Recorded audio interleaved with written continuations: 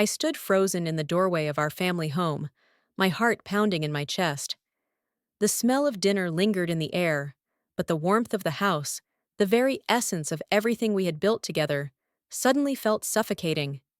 I couldn't even breathe as he looked at me, his words cutting through the silence like a jagged knife. "Lena," he began, his voice oddly calm, "I sold the house. The money's already gone. I gave $400,000 to Liza." I felt my legs give way, but I held onto the doorframe just in time to keep from collapsing. "What?" My voice trembled, barely a whisper. "You… what did you just say?" His gaze never wavered. "I sold the family property. Liza and I… we need the money to start our life together. I thought it was the right thing to do." I couldn't process the words. The house we had raised our children in, where we had celebrated anniversaries, birthdays, where we had shared every joyful moment and weathered every storm, was gone. Just like that. Sold without a second thought, without a shred of consideration for me. And for what? So that he could start a life with her? With Liza? The woman who had been nothing but a shadow on the periphery, now suddenly placed at the center of our world. "I can't believe you," I whispered, my hands shaking. "How could you do this to us?" His eyes softened for a moment, and I saw a flicker of guilt, but it quickly vanished. "It's not like that. I just…" "No," I interrupted, my voice rising. "You don't get to explain this. You don't get to throw us away for her and act like it's fine. You sold our family home, John. You handed her money that should have been for our family. And now you're going to live in my house?" He shifted uncomfortably, but said nothing. A rush of cold, sharp anger filled my chest. How could he be so blind? How could he do this to me? To us? The man I had loved for so many years, the man I had built a life with, was now a stranger. It was as if the years we spent together meant nothing to him. My thoughts spiraled, each one more painful than the last. I turned away, unable to look at him anymore. "You've humiliated me. You've destroyed everything I thought we had. And for what? A fresh start with her?" "Lena, please," he called after me, but I couldn't bear to hear another word. As I walked away, I felt my world crumbling. The pain was sharp, unbearable. But more than that, it was the betrayal. How had I not seen this coming?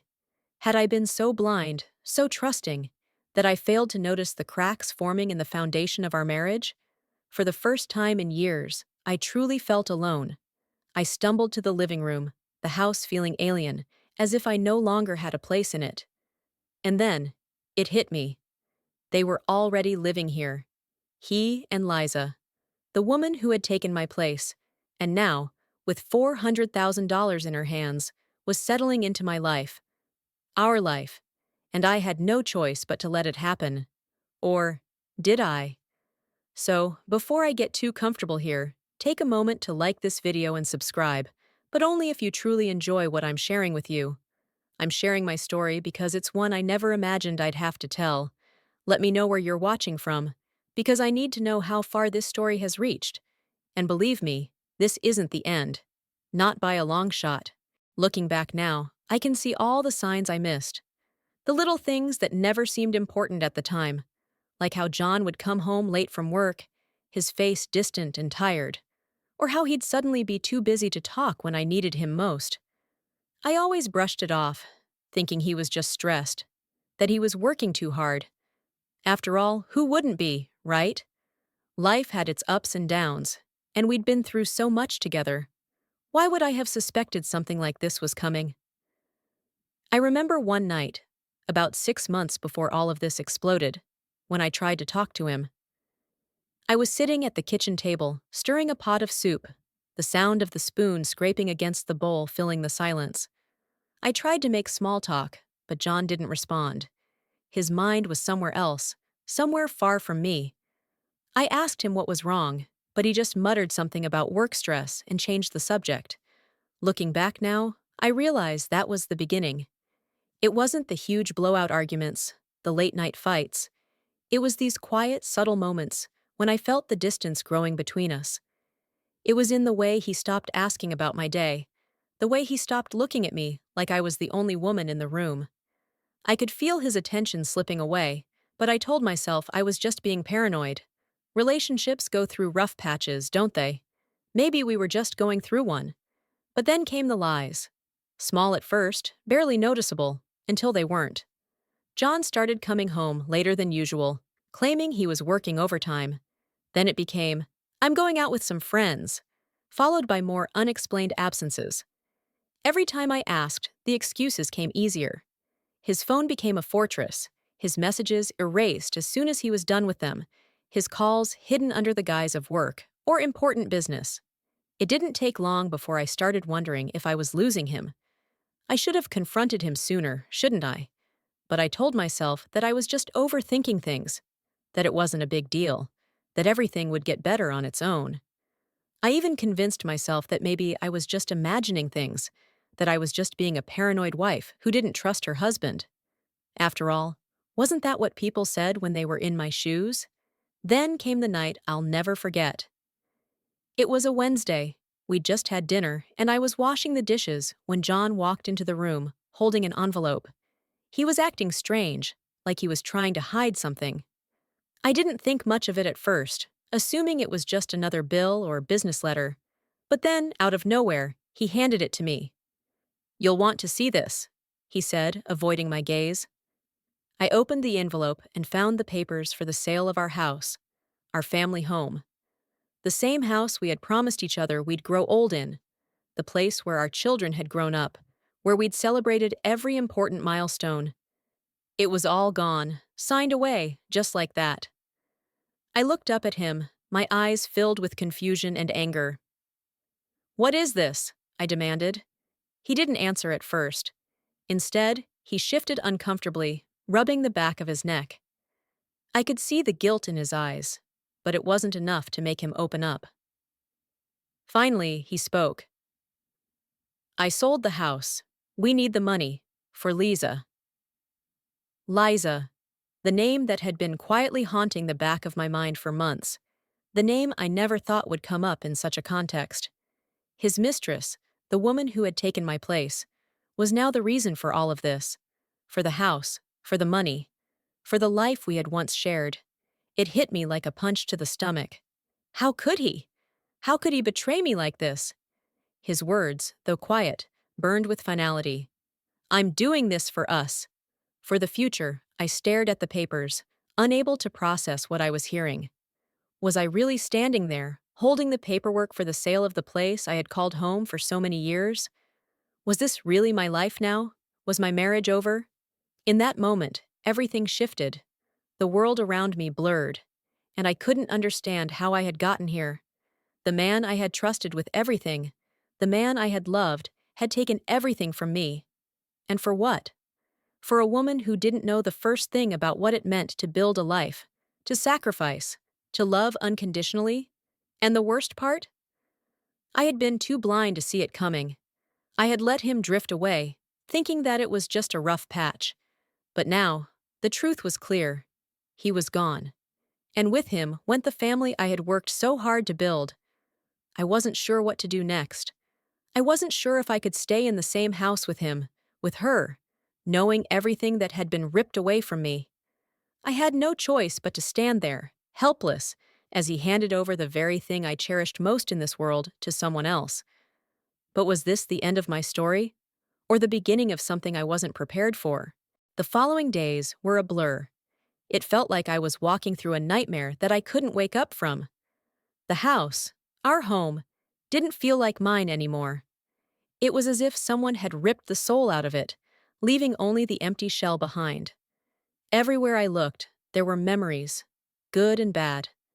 But now, those memories felt tainted, as if the very walls were mocking me. John's behavior only made things worse. He acted like nothing had changed. He was still the man who came home at the end of each day, still wearing that same tired smile. But the truth was, I couldn't even look at him without feeling nauseous. How could he look me in the eye after what he had done? How could he act like I was supposed to accept his betrayal with a smile? We were sitting at the dinner table one night. Him, me, and the empty chair where our son used to sit. The awkward silence was unbearable, but John kept talking as if everything was normal. He was telling me about his plans for the future, his hopes for the life he was building with Liza. I wanted to scream. How could he talk about the future with such excitement when he had just torn my world apart? And then it hit me. I wasn't just angry, I was hurt. Deeply, irrevocably hurt. I had spent years by his side, sacrificing everything to make our family work, to keep the peace, to create a life we could be proud of. And now, here he was, talking about the life he was building with someone else, as if none of it mattered, as if I didn't matter. I tried to speak, to find the words that would express the whirlwind of emotions inside me, but nothing came out. My throat was tight, like there was a lump of grief and rage lodged in there, suffocating me. The silence stretched on, and for a moment, I just stared at him. "You really thought you could just leave me like this?" I finally whispered, my voice barely above a breath. John stopped mid-sentence, his fork frozen halfway to his mouth. He looked at me, genuinely surprised by the question. It was almost as if he had forgotten the gravity of what he had done. "What do you mean?" he asked, as if it were a simple misunderstanding. "What do you mean?" I repeated, my voice rising. "You sold our home. You gave away our life savings. You handed everything we worked for to her. And now, you're sitting here talking about plans for a future that doesn't include me?" He looked away, his face flushed with embarrassment. I saw the guilt flicker in his eyes. But it was too little, too late. I wanted to slap him, to shout at him until my voice gave out. But instead, I stood up. "I can't do this anymore, John. I can't sit here and pretend like nothing's wrong. I can't pretend like I'm okay with what you've done." He reached out, his hand hovering over mine, but I pulled away. "Don't touch me," I spat. "Not after everything you've done." I couldn't stay in the same room with him. I needed air. I needed space. I needed to think. I rushed out of the house, ignoring his calls behind me. The night air was cool, a sharp contrast to the suffocating warmth of the house I had just left. I walked aimlessly, letting the wind whip through my hair, trying to clear my head. But no matter how far I walked, no matter how much I tried to escape the overwhelming thoughts crashing into my mind, one truth remained. John had sold our family's future for a woman who didn't even know the first thing about what it meant to build a life. And now, they were living in my house. I found myself standing outside our old home, the lights dim and flickering inside, just as they had been before everything changed. The house that had once been the foundation of our dreams now felt like a stranger's house. I had to face the reality. He had chosen her over me. He had sold everything we had, everything that had ever meant anything to me, so he could start a new life with someone else. The bitterness, the anger, the sense of betrayal, it all hit me like a wave. I had given everything to him, and he had thrown it all away like it meant nothing. But more than that, it was the disrespect. The way he had treated me like I didn't matter, like I was just a stepping stone for him to get to the next phase of his life. And in that moment, I realized that I wasn't just grieving the loss of my husband. I was grieving the loss of my dignity. He had taken it all, our home, our life, our future, and handed it to someone else. But I wasn't going to let him take me too. I wasn't going to let him strip me of my self-worth, not without a fight. I didn't know what I was going to do next, but I knew one thing for sure. I wasn't going to let this be the end of my story. The days that followed were heavy with silence. John and I barely exchanged a word, and when we did, it was only about trivial things. What bills needed to be paid, what groceries needed to be bought. The distance between us grew by the hour, and the resentment swelled inside me. How could I look at him the same way? How could I pretend that everything was fine when my world was falling apart? It wasn't long before I knew I couldn't keep pretending. I had to confront him. I couldn't go on living like this, like I was invisible in my own life. I had to speak the words that had been building inside me for days, weeks, months. The pain, the anger, the humiliation. It was all too much. One evening, as I was sitting on the couch, trying to focus on a book, I felt him stand in the doorway, hesitating. His presence alone made my skin crawl, but I knew this was the moment. If I didn't speak now, I never would. John, I said quietly, not looking up from the pages. I could feel him tense, his breath hitching. We need to talk. He didn't say anything at first, but I heard the soft shuffle of his feet as he walked into the room. He sat down beside me, but there was no comfort in it. It was as if we were strangers, sharing the same space, but living in entirely different worlds. I can't keep living like this, I said, finally lifting my eyes to meet his. I can't keep pretending that everything's fine. You sold our house, you gave away money that should have been for our future, and now you're living with her. In my house. He opened his mouth to speak, but I cut him off, unable to hold back the flood of emotions any longer. How could you do this to me? How could you do this to us? You didn't just hurt me, John. You destroyed everything, everything I thought we had, everything I worked for. He flinched at my words, and for a moment, I saw a flicker of the man I used to love. Guilt, regret, even fear. But it didn't matter. It was too late for apologies. It was too late to fix this. The damage had already been done. I didn't mean for it to happen this way, he said, his voice soft, almost pleading. I didn't want to hurt you. I was confused. Things weren't working between us. And then, Liza came into my life. I never wanted to make you feel like you didn't matter. Don't, I snapped. Don't give me excuses.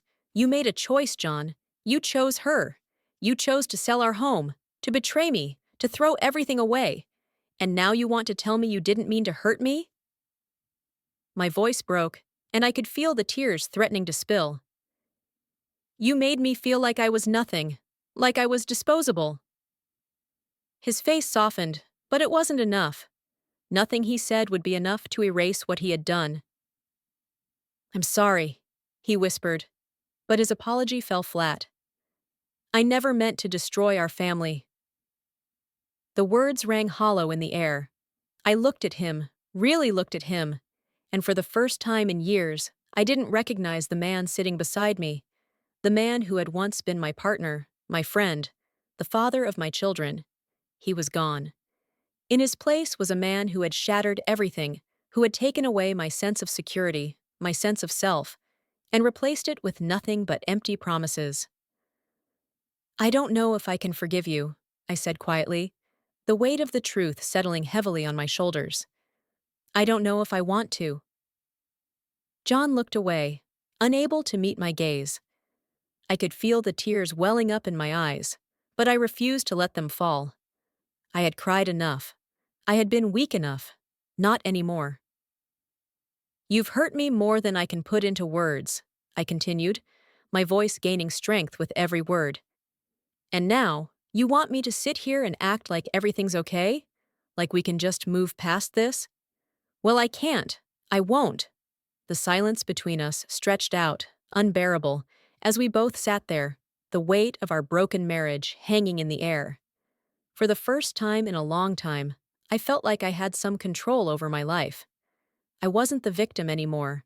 I wasn't going to let him dictate how I felt, how I moved forward. I stood up, suddenly feeling exhausted, as if the conversation had drained every last bit of energy from me. I need some space, John, I said, my voice steady but firm. I need to figure out what I want, and I need you to respect that. Without another word, I turned and walked out of the room. The sound of his footsteps behind me made my heart race, but I didn't look back. I couldn't. I didn't know what was going to happen next. I didn't know if our marriage could survive this, but what I did know was that I wasn't going to let him continue to destroy me. Not anymore. The next few days were a blur. I moved through the motions, but my mind couldn't stop replaying everything that had happened. The betrayal, the lies, the house, my home, now a place where I barely felt welcome, where I no longer felt like the woman who had once lived there, full of dreams and love for her family. John and Liza were there, living in my house. Every time I walked into the kitchen or down the hallway, I could hear them laughing, talking about their plans for the future. I wanted to scream, but instead, I would retreat into the quiet of my room. I couldn't even look at them, without feeling the weight of their betrayal crushing me. John had tried to talk to me a few times, but I wasn't ready to listen. He said things like, "I'm sorry. I didn't mean for this to happen," and "Can we try to make this work?" But nothing he said could change the fact that he had handed over everything we built, everything we had, to Liza. He had chosen her, not just once, but again and again, in ways I couldn't even begin to understand. I kept telling myself that I needed space. I needed time to think. But every time I looked around the house, all I saw was them. Their presence haunted every corner, and it felt like I was suffocating under the weight of their new life. It was like living with ghosts, but not the kind that haunt the past. No, these were the ghosts of my future, the dreams that had been snatched away from me in an instant. One evening, as I sat in the living room, trying to distract myself with a book, I heard their voices coming from the kitchen. They were planning a trip together, a vacation, something that would mark the beginning of their life as a couple. I could hear the excitement in John's voice, and it hit me like a punch in the stomach. He was so eager, so full of life, planning a future with her, while I sat here, broken and alone in the very house that was supposed to be our home. I couldn't do this anymore. I couldn't live under the same roof as them.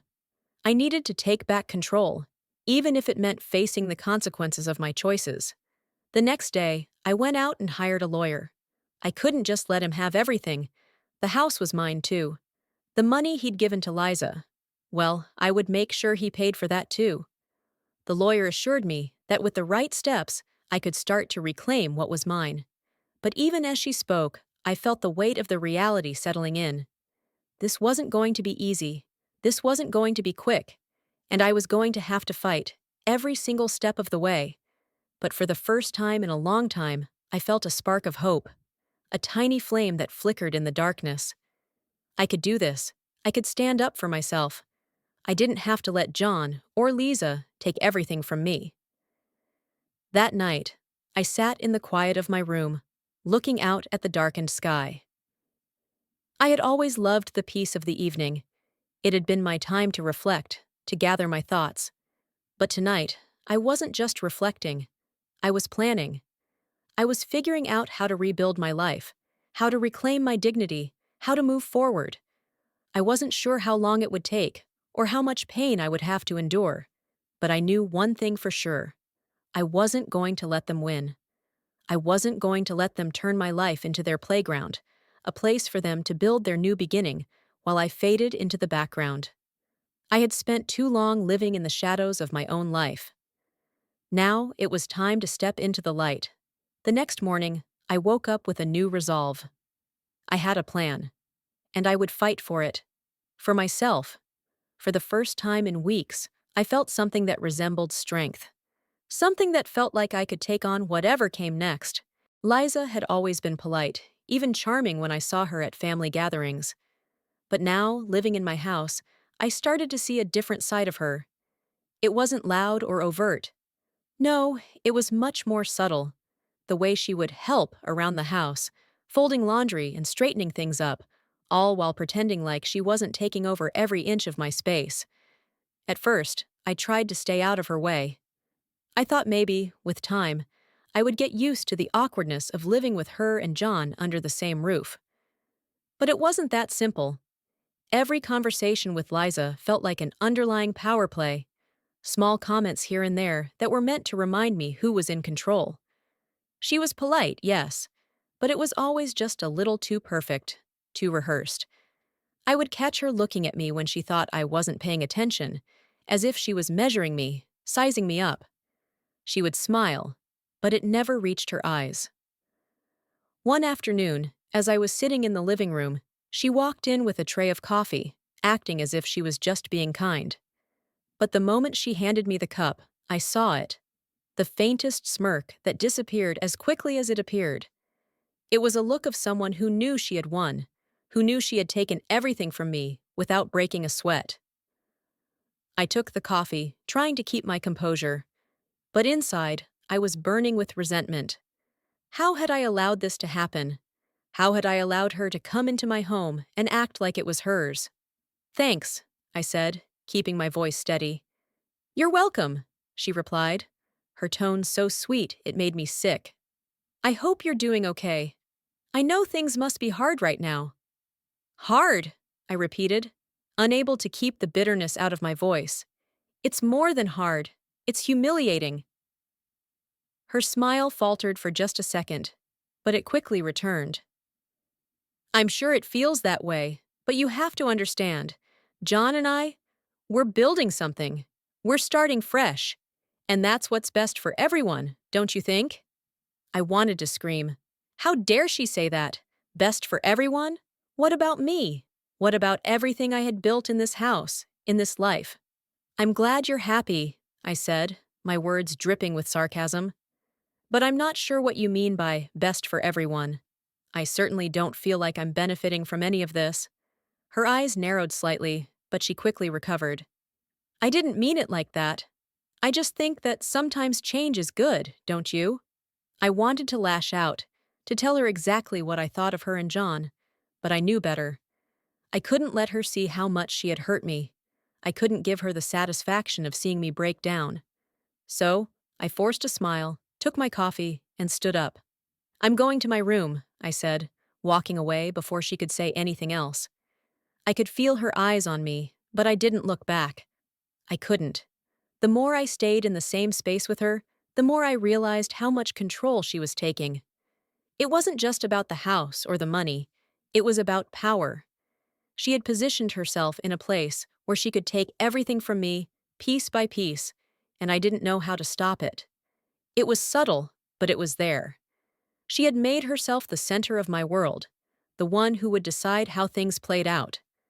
Every time she spoke, every gesture she made, it felt like she was taking another piece of me away. I had to find a way to regain control, to take back what was mine. But how? How do you fight a battle when the person you're up against is already sitting in your seat, wearing your shoes? As I retreated to my room, the anger began to swell inside me once again. But this time, it wasn't just rage. It was a realization. This was no longer just about John and his betrayal. This was about me reclaiming my life, my home, my dignity. I wasn't going to let Liza walk all over me. I wasn't going to let her manipulate me into submission. But the road ahead was unclear. I knew I had to make my next move carefully. I needed to outsmart them both. I just wasn't sure how yet. Sometimes, when the house was too quiet and I found myself alone, I couldn't help but look back. I couldn't stop thinking about the life I had once shared with John, the good times, the memories, the promises we made to each other. How had it all gone so wrong? It wasn't just the house that I had lost. It was everything. The love we shared, the years of memories, the sense of security I had built around us. I remember the first time John held my hand, the way he looked at me with such tenderness, like I was the most important person in the world. The first time we brought our son home, and how he held me close, both of us exhausted but filled with joy. That was the man I thought I had married, the man who promised me forever. Where did that man go? How could he have just vanished, leaving me with nothing but this shadow of a life? It hurt to think about it. It hurt to remember how it used to be, how happy we had been. There were times when I could still feel the warmth of those moments, like a soft breeze in the back of my mind. But the more I thought about it, the more I realized that those memories, beautiful as they were, only made the present harder to bear. I thought about the first time we bought this house. It was just a small place, nothing extravagant, but it was ours. It was a symbol of everything we had worked for. We had dreamed of it together, walking hand in hand, imagining the life we would build here. The kids running through the halls, birthday parties, Christmas mornings, family dinners. The house was full of life, full of love. And now, it was full of them. John and Liza, building their life in the very space that I had once filled with warmth and laughter. The irony wasn't lost on me. How could he stand there, pretending everything was fine, when he had taken everything from me? The house, the future, the life I had worked so hard to create. All of it, gone in an instant. But more than that, it was the betrayal. The quiet, insidious way he had distanced himself from me over the years. The way he had pulled away when I needed him the most. It wasn't just the sale of the house that shattered me. It was the realization that I had been blind to the slow erosion of our marriage. I had ignored the signs, convinced myself that it was just a rough patch, that things would get better. Looking back, I could see the cracks, the moments when we drifted apart, the nights when he came home late, the times he was too tired to talk, the little lies that piled up over the years. I had believed him every time he said it was nothing, every time he promised that things would get better. But now, those promises felt like a cruel joke. He had already made his choice. And Lisa, she wasn't just a woman who had stolen my husband. She was a symbol of everything I had lost. She was the face of my humiliation, the one who had walked into my life and taken my place without a second thought. She had everything I wanted: the life, the future, the security. She was living the life that should have been mine. The more I thought about it, the angrier I became. How could I have let this happen? How had I let her take so much from me without a fight? But now I was awake. I wasn't the same person I had been before. I wasn't the quiet, complacent woman who had allowed herself to be pushed aside. I was angry, yes, but I was also ready. Ready to take back what was mine. Ready to fight for my dignity, for my life. As I stood up from the chair, looking around the room that once held so many memories, I realized something important. The house wasn't just four walls. It was the symbol of everything I had built. And I wasn't going to let anyone take that from me, not without a fight. I might have lost the house, but I wasn't going to lose myself. The more I lived in this nightmare, the more I realized something had shifted inside me. At first, I was consumed with anger, with the need to make them pay for what they'd done to me. But as the days passed, as I watched John and Liza settle into my home, I found something else beginning to rise within me. It wasn't just rage, it was clarity. A clarity I hadn't felt in a long time. I was standing in the kitchen, absent-mindedly washing a dish, when I felt it. That quiet realization that despite everything, I still had control. I had control of my life, of my choices, and it was time to stop being a passive victim in my own story. For months, I had felt like I was drowning, like the walls were closing in, but now I could see the way out. The power was mine to reclaim. I had spent so many years wrapped up in this idea of who I was supposed to be: John's wife, the mother of our children, the caretaker of the family home. I had given so much of myself to those roles, to the point where I had forgotten who I was underneath it all. But now, as I stood there, I realized I had lost myself in the process of trying to make everyone else happy. I had been so focused on keeping the peace, on being the good wife, that I had allowed my own happiness to slip through my fingers.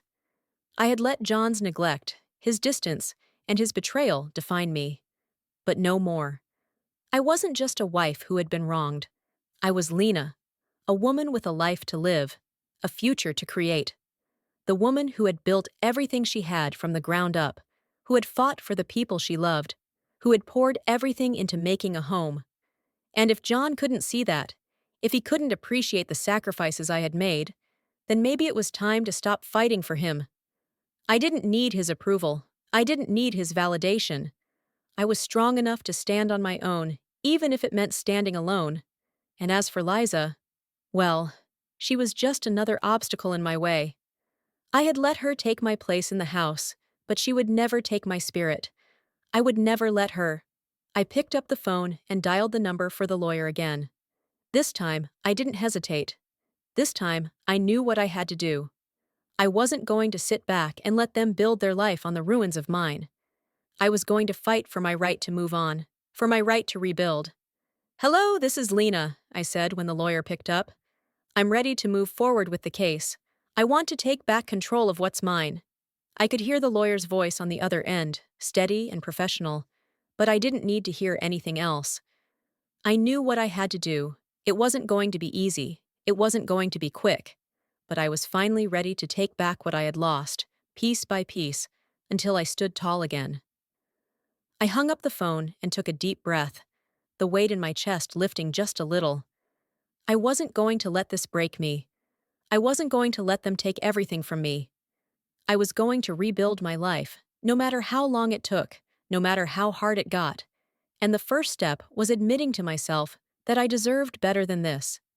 I deserved more than to be a bystander in my own tragedy. It was time to fight for my future. The weeks passed, and John's guilt began to bleed through, though never as much as I needed it to. He tried to speak with me, tried to make amends in the most shallow ways possible, but I wasn't fooled. He apologized, yes, but his apologies felt hollow, as if he was more concerned with easing his own conscience than with truly understanding the hurt he'd caused me. I could see it in his eyes, the guilt, the regret, but it was always followed by a sense of defensiveness, like he was trying to justify his actions rather than own them. Every apology felt rehearsed, like something he had practiced to make himself feel better about his decisions. But his words were nothing compared to the depth of pain I was experiencing. What use were words now? What use was, "I'm sorry," when they couldn't undo the damage? One evening, after yet another awkward exchange in the kitchen, John sat me down again, his voice soft but filled with desperation. "Lena, I need you to understand. I never meant for any of this to happen. I wasn't thinking clearly. I got lost. But I'm here now. I'm sorry." His words washed over me like water off a stone. It wasn't the apology I needed, not the one that would heal me, not the one that would make things right. He was apologizing because he felt guilty, not because he had a true understanding of what he had done to me, to us. "Sorry doesn't fix anything, John," I replied, my voice steady but with an edge of coldness. "It's too late for that now. You made your choice, and this," I gestured around the room, "this is the result." His face fell, his eyes softening, but I wasn't moved. His regret wasn't enough to change the reality of what had happened. It didn't change the fact that he had torn apart everything we had. The house, the life we built, the dreams we shared. They were all shattered. And for what? For Liza? "I know I can't take back what I did," John continued, his voice breaking. "But I want to make things right. I want us to fix this." I looked at him, feeling the weight of his words, but no matter how badly he wanted to fix it, I knew the damage was too deep. He had taken my trust, my home, and now my peace of mind. You don't rebuild something so fragile with words alone, not after it's been shattered beyond recognition. "You can't fix this, John," I said quietly, my voice barely a whisper. "I don't know if I can ever forgive you, and right now, I don't think I even want to." His face crumpled in sorrow, but there was no pity left in me. I had tried to be the forgiving wife, the understanding partner, but now I was done. I couldn't continue to sacrifice my own dignity, my own well-being, just to make him feel better about his actions. I had to take care of myself for once. The silence stretched between us, thick and uncomfortable. For the first time, I didn't feel the need to fill it with words. I didn't need him to explain himself anymore. I had been listening to his excuses for too long, and now it was my turn to be heard. "I think it's time for us to stop pretending," I said, my voice firm, even though my heart was breaking. "It's time for you to figure out what you want with your life, because I'm done being your second choice." John's eyes filled with emotion, but I couldn't bring myself to care anymore. He had made his choice when he sold our house, when he handed over $400,000 to Liza and moved her in. That was the moment the marriage ended, even if neither of us had fully accepted it yet. "I'm not your second choice anymore," I said, standing up and walking away, my resolve strengthening with every step. "You've made your bed, now you can lie in it." For the first time in a long while, I felt in control. The anger and pain still simmered beneath the surface, but now there was something else, something stronger. There was a quiet, burning determination in me, a realization that I didn't need him. I had the power to move on, to build a life for myself, even if it meant starting over. I wasn't going to let him drag me down with his guilt or his remorse. I wasn't going to let him believe that his apologies could fix a broken trust. It was time to let go. As I walked away, I felt the weight of the past fall off my shoulders, just a little. The path ahead was unclear, but I was done being stuck in the same old patterns. I was done being his doormat. It was time to reclaim my life. The following days were filled with tension, but there was something different about the way I carried myself now. Every glance, every word, every action from John and Liza felt different. They weren't the same people I had once known, and I certainly wasn't the same woman I had been before. I no longer shrank away from their presence. If anything, I stood taller, firmer, as if the mere act of standing my ground was a statement. I spent hours reflecting on how I had let things go for so long, how I had allowed John's neglect, his distance, and the lies to pile up until they were insurmountable. How had I let him convince me, time and again, that his empty apologies meant something? How had I allowed Liza to step into my life with such ease, to claim what was mine? But no more. I wasn't going to let either of them trample over me again. I could feel John's eyes on me now, the guilt in them palpable, but he was too afraid to speak. He knew that he couldn't repair what he had broken with just a few words, and the silence between us was heavier than any argument.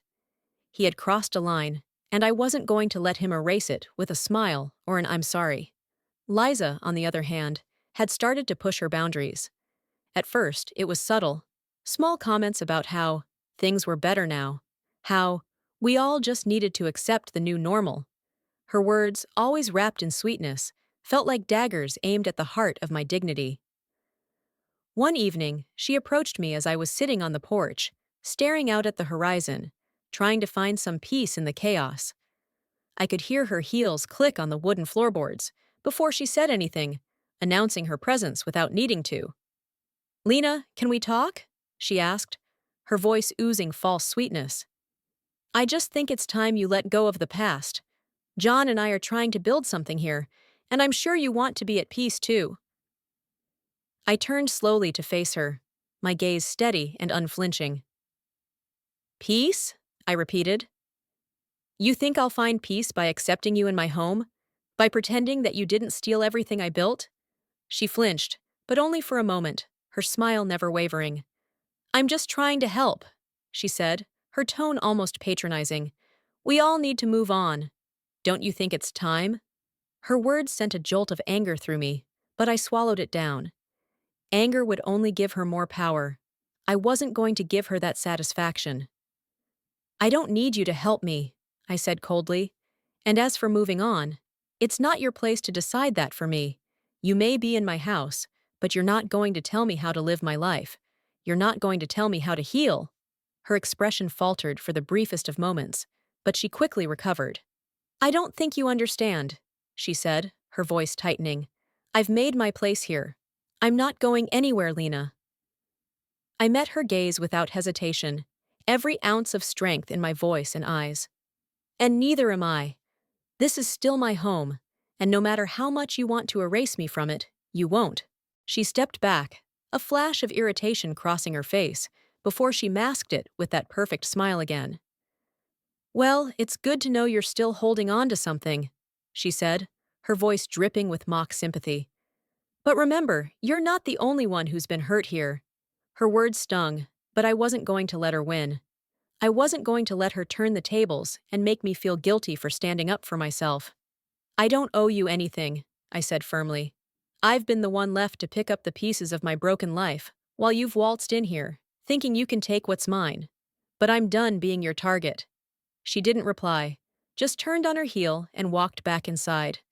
The door slammed behind her, but I didn't move. My heart was pounding in my chest, but this time, it wasn't from fear. It was from strength. I had taken a stand, and in that moment, I realized something important. This wasn't just about John or Liza. This was about me. I wasn't fighting to win them back. I wasn't fighting for the house, the money, or even the past. I was fighting for myself, my dignity, my peace of mind, and my future. I stood there for a long time, letting the breeze wash over me, grounding myself in that quiet victory. I had won something more important than any material possession. I had regained control of my life. And now, it was time to make the next move. The days grew heavier as the weeks passed, and I felt the weight of it all pressing down on me. Every room in this house felt like a battlefield, but the battles weren't always loud. Most of them were silent, waged within me, in the quiet corners of my mind. Every time I saw John and Liza together, laughing or whispering to each other, something inside me broke all over again. I had fought back. I had stood up for myself, and that should have felt like a victory. But instead, it felt like a slow, grinding ache, a constant reminder of what I had lost. I couldn't just erase the years of love, of trust, of memories that had once been so sacred. They had been taken from me, not just by the betrayal, but by the realization that the life I had built was crumbling. I tried to keep my distance, tried to hold my head high, but the loneliness was suffocating. When I went to bed at night, I found myself staring at the ceiling, fighting back tears, questioning everything. How had I let myself get here? How had I let him take so much from me without even realizing it? Even though I had my moments of clarity, moments when I knew I was strong and capable of moving forward, the emotional toll was relentless. It was like a constant undercurrent, tugging at my every thought, reminding me of what I had lost. And then there were the sleepless nights, when the pain felt sharp and raw, and all I could do was lie awake in the dark, wondering if I would ever feel whole again. I thought about the future. I thought about the years ahead.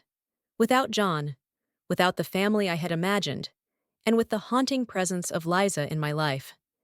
The idea of starting over seemed impossible at times. The grief was overwhelming, like a weight on my chest, making it hard to breathe. But somewhere in the quiet of those nights, I found something. It wasn't comfort, not exactly, but it was a spark of resilience. Maybe it wasn't about fixing everything or even moving on. Maybe it was about learning to live with the pain, to grow stronger in spite of it. Because that was the reality I had to face. I wasn't going to get my old life back. I wasn't going to get back the man I had loved. But I could get something else, myself. I wasn't done yet. Even in the darkest moments, when the sadness threatened to swallow me whole, I knew I had to keep going. For me. For the future I still had ahead of me, no matter how uncertain it was. One day, I decided to do something for myself, something that had nothing to do with John or Liza.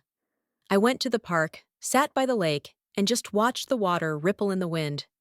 It was a small thing, but it was a step. I wasn't hiding anymore. I wasn't retreating into the shadows of my own grief. I was starting to breathe again, starting to feel like I might survive this.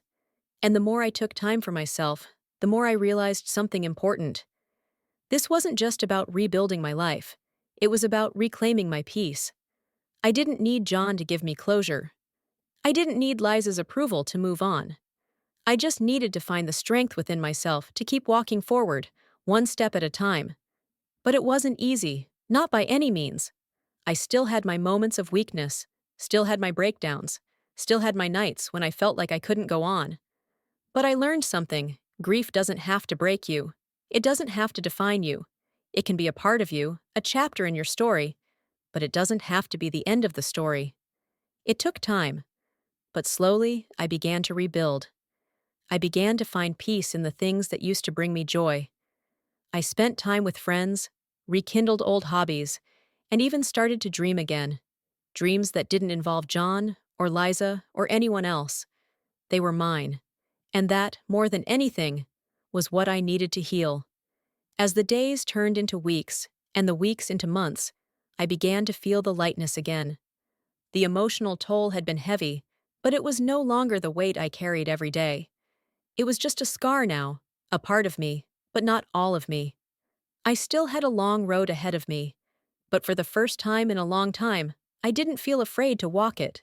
The days after my emotional breakdown were some of the hardest of my life, but also some of the most transformative.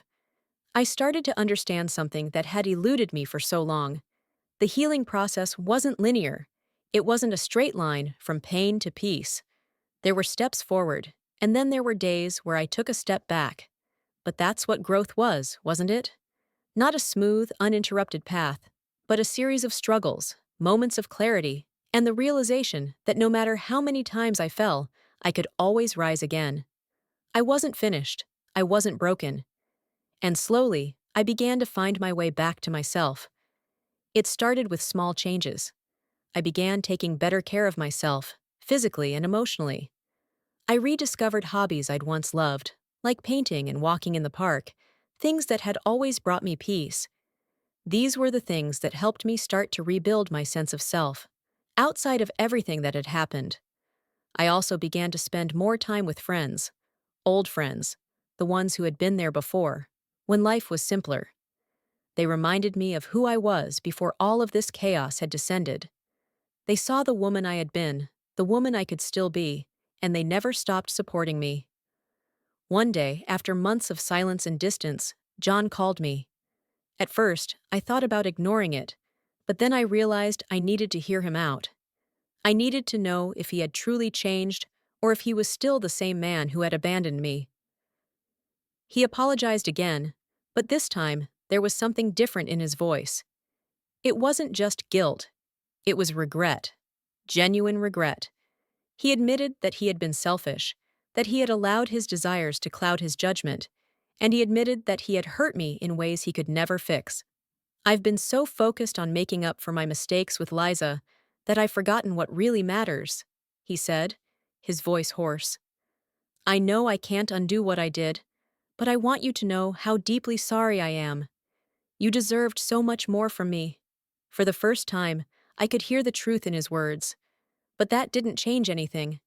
The past was still the past, and as much as he wished things could be different, I had come to realize that the only person who could truly change my life was me. I appreciate your apology, John, I said softly, but I've changed too. I can't go back to the person I was before. I've learned to stand on my own, and I'm not sure I'll ever be the same woman you knew. The silence between us was heavy, but it wasn't uncomfortable. I wasn't angry anymore. I was at peace with what had happened. I had to be. I was finally free from the weight of needing his approval, free from the weight of my past. I understand, he whispered, his voice filled with the weight of his own regrets. I just hope that one day you'll forgive me. I didn't say anything at first. Forgiveness was a long way off. It didn't mean that I wanted him back in my life, not in the way he wanted. But what I realized in that moment was that forgiveness wasn't for him. It was for me. Holding on to the anger, the hurt, the betrayal. It was like carrying a heavy stone that weighed me down. Maybe, just maybe, it was time to let it go. I don't know if I can forgive you just yet, John, I said, my voice steady. But I'm not going to carry this anger anymore. I'm not going to let it control me. There was a long pause. And then he spoke, his voice softer than before. I understand, Lena. I know I don't deserve your forgiveness. But I'll be here, no matter how long it takes. I hung up the phone and sat there for a moment, letting his words linger in the air. The past was still with me, but it no longer held power over me. I had taken the first step toward moving on, and that was enough for now. Over the next few weeks, I started to feel something I hadn't felt in a long time. Hope. It was faint at first, like a flicker of light in the distance. But it was there. I had gone through the storm, and now, I could see the beginning of a new dawn. I wasn't sure what the future held. I didn't know if I would ever fully heal from the betrayal, or if I would ever trust again. But I knew one thing. I had learned how to survive. I had learned how to stand up for myself, how to reclaim my life, and no matter what happened, I would keep moving forward, one step at a time. The road to healing wasn't easy, it never would be, but I was no longer afraid to walk it.